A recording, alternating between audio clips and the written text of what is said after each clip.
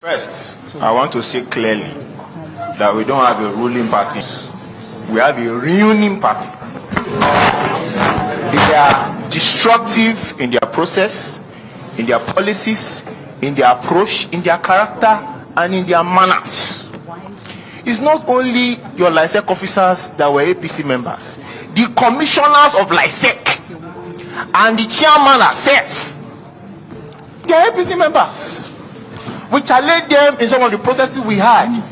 And she said, well, you might have seen some of us have been carry members before, but now, how do you change? Are you a child? That you are an adult suddenly, because of the gave you position, you forgot that you are an APC member. And they have further ruined our democracy. I mean, not saying 2027. Why are we talking about 2027? Are we accepting this nonsense? We are not accepting it. We did not have an election on July 12, 2025. There was no election. It was a show of shame and a sham for Lagos State of all places. So why are we saying, oh, wait to 2027? This election will be cancelled. It is in the hands of Lagosians, we political party members that are here, to make sure that it's cancelled with all these irregularities. I heard that the IGP came into Lagos maybe the day before. I'm not sure. Probably the PRO can confirm. What did they do? So the IGP is so useless that he cannot allow election to be properly conducted. Same with the CP. What was their duty? You also, our police officers were sleeping and collecting bribe. We have videos. Nobody should be telling us, bring evidences. Videos are everywhere. We are posting some, we are keeping some for court processes. They were practically useless, collecting money, sitting down, eating, drinking, and laughing, even protecting the thugs and the APC members that were making sure election was rigged. How do you do an election without accreditation? Your process was entirely manual, even for the registration. All right, do this manual process very well. No, there was no accreditation. There was double voting. People were giving ballot boxes, and they were just competing like madmen. That is the word that we use. These people have lost their mind, and they are hell bent on ruining our democracy. Even though we don't even have one, we are still managing to piece it together. The chairman of LISEC should be sacked, and the commissioners, Omombolale Ijile, sacked. It was a terrible process, and they planned to fail. It was not a mistake. It was not no, they planned to fail at the beginning. Allow political parties, adult people that are doing their work to go into a process, put all their strength, and you give them a nonsense process. How possible will APC win all the seats? As useless as those local government chairmen are and their councillors. Is that what they're living? But they differentialize everybody. What are we saying? The election should be cancelled. That woman should be sacked. My problem is that with the opposition, we need to wake up. Because I don't see, because at the point, they have to be invited to sign a peace power with the CP, in the CP office. Initially, when they went there, they took their stand that they would not sign.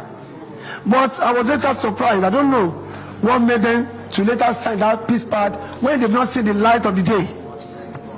Because Yoruba will say,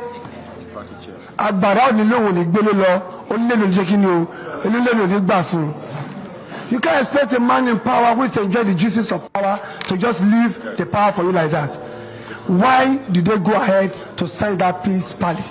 Because if the whole thing started, if the whole wahala started from the first day where the peace party issue comes up, maybe by now we need to be where we are. Number two, now you are taking a report from us. Organizers, please. I am an activist. This thing we are doing, will you have human face at the end of the day? What is the next step from here? That we want to know. Not just to come and talk, and after our report turn to a script that the ruling party can also make use of it to do us, to tackle us in the next election. So therefore, what are we moving from here after all said and done?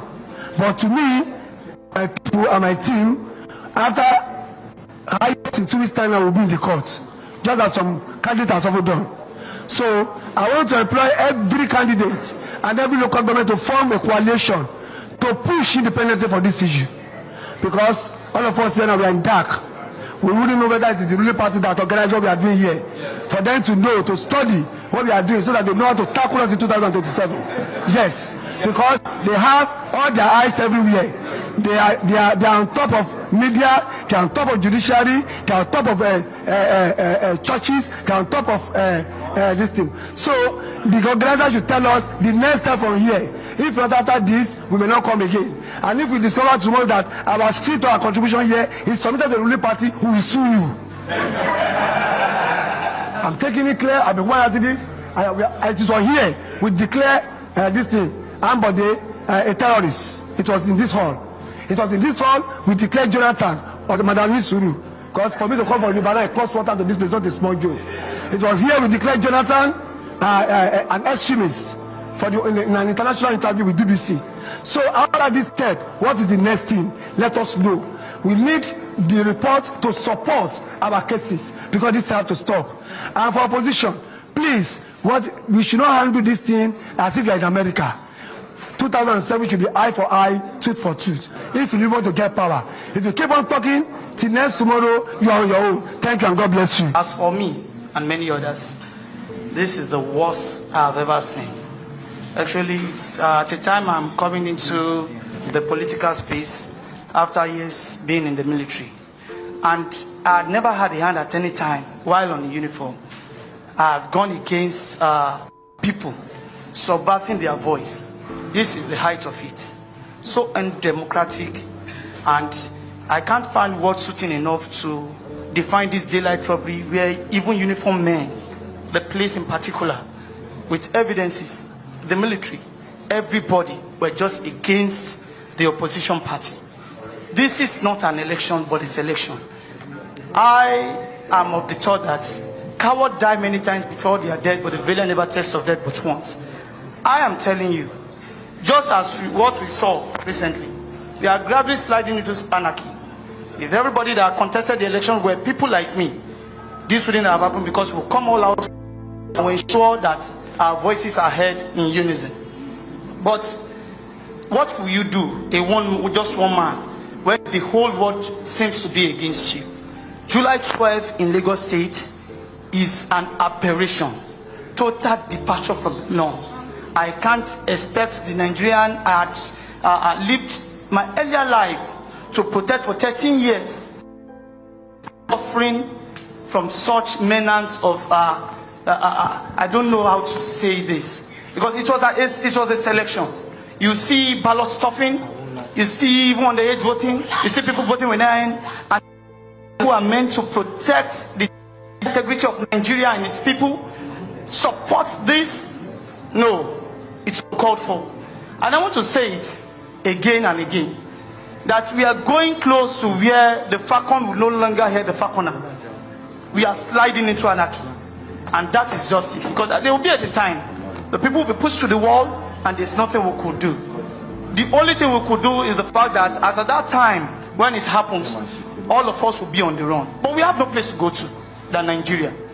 And if Nigeria must succeed, we all must come together and brazen up to fight against this impunity that is eating our democracy up. This is what so many people have lived to fight for, and some set of people want to truncate it. We won't allow that. All right, so on that day, before then, INEC was our major problem. The documents they asked us to bring on the day of screening were documents we submitted a month before. And it was on that day of the screening, when we got there, I saw that woman, she's fair like this. That was when she came out with an A4 document and said, everybody should come with original documents of all your... I was like, madam, what do you mean? And she ran back inside. And that was where the problem started. We all had to start going to be looking for our original certificates up and down, which was not stated in the message they sent to us. Now, fast forward to the day of election.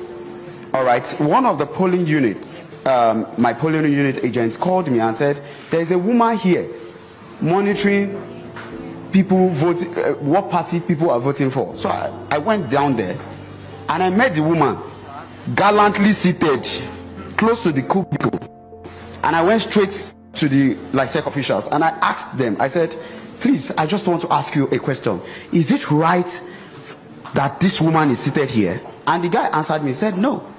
I said, no. And what have you done about it? He said, we've been telling her, but she's not. And I told them, I said, I once worked as a presiding officer.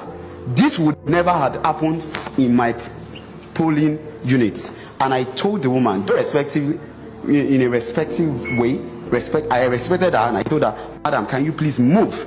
And we started having that till she stepped out. And the officers were there. The police officers were there. And I was looking at them and I said, officer, is this what you're here to do? Now, another thing I want to say is this. I think we have to get to a point where all candidates should have a cameraman that will be following them up and down.